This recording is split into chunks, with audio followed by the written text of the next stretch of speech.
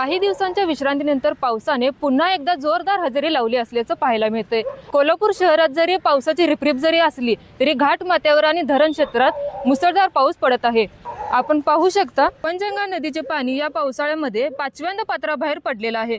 सध्या पंचगंगेची पाणी पातळी 30 फूट 3 इंचावर पोहोचली असून 42 बंधारे पाण्याखाली गेले आहेत। त्यामुळे पर्यायी मार्गाने वाहतूक व्यवस्था सुरू आहे।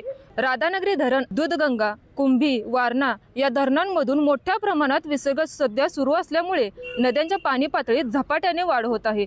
नदीकाठच्या गावांना सतर्क राहण्याच्या सूचना जिल्हा प्रशासनाच्या वतीने देण्यात आल्या आहेत। सध्या राधानगरी धरणाचे 7 स्वयंचलित दरवाजातून सुमारे 11,500 क्युसेकने विसर्ग सुरू आहे। कोल्हापूर जिल्ह्याला आज ऑरेंज अलर्ट दिला असून उद्या देखील रेड अलर्ट देण्यात आला आहे।